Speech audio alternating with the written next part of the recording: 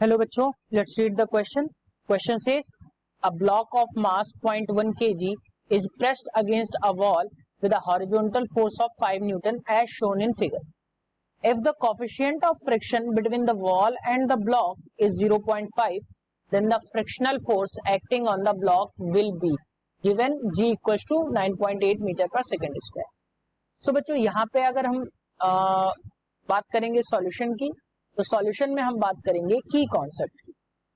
तो ध्यान रखिए, जो फ्रिक्शनल फोर्स होता है वो क्या होता है? Frictional force is equal to होता है म्यू इनटू नॉर्मल फोर्स के, और नॉर्मल फोर्स जो होता है वो होता है आपके mg के बराबर, जहां पे न्यू जो है वो है आपका कोफिशिएंट ऑफ फ्रिक्शन, जो यूनिटलेस होता है, coefficient of friction that is unitless.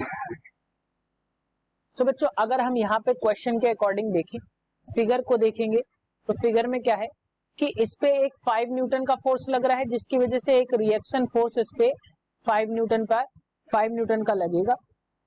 अब यहाँ पे अगर हम इस रिएक्शन की वजह से अगर हम रिएक्शन देखें तो R इज इक्वल टू कितना होगा? 5 न्यूटन का, क्योंकि अगर हम न्यूटन के थर्ड लॉ को देखें, every action has an equal and opposite reaction.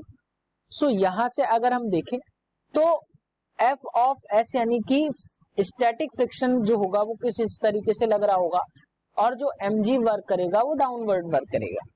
अब अगर हम यहाँ पे फ्रिक्शनल स्टैटिक फ्रिक्शन की बात देखें तो वो क्या हो जाएगा? म्यू स्टैटिक यानी कि static frictional coefficient into reaction force. तो F ऑफ S जो हमें मिलेगा वो कितना मिल जाएगा? 0.5 इंटू 5, यानी कि आपको ये मिल जाएगा, फ्रिक्शनल जो फोर्स मिल रहा है वो क्या मिल रहा है? आपको मिल रहा है 2.5 न्यूटन के बराबर. नेक्स्ट स्लाइड में इसको हम देखेंगे, तो ये जो आपको मिला ये मिला 2.5 न्यूटन के बराबर. लेकिन अगर हम एक्सटर्नल फोर्स की बात करें, एक्सटर्नल फोर्स जो इस पे अप्लाई हो रहा है उसकी बात करें, वो होगा आपका mg के बराबर, जो डाउनवर्ड एक्ट कर रहा है. और ये क्या है? m जो वैल्यू गिवन है वो गिवन है आपकी 0.1, मास गिवन है, मैं इसको पुट कर दे रहा हूं, इनटू 9.8 न्यूटन की अगर हम बात करें तो g की वैल्यू 9.8 हमें पुट करनी है. सो यहां से अगर हम देखें तो ये जो वैल्यू आपको मिल जाएगी 0.98 न्यूटन के बराबर आपको मिल जाएगी. अब अगर हम यहां से देखें तो जो एक्सटर्नल फोर्स है F, वो क्या है? वो बहुत बड़ा है फ्रिक्शनल फोर्स के बराबर. सो यहां से अगर हम देखें तो जो स्टैटिक फ्रिक्शनल फोर्स होगी वो कितनी होगी?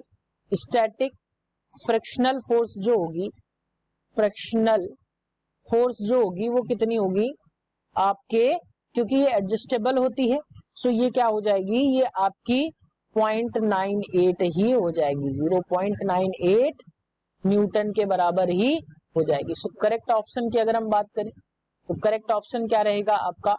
वो रहेगा 0.98 Newton. Hope you understood it well. Best of luck.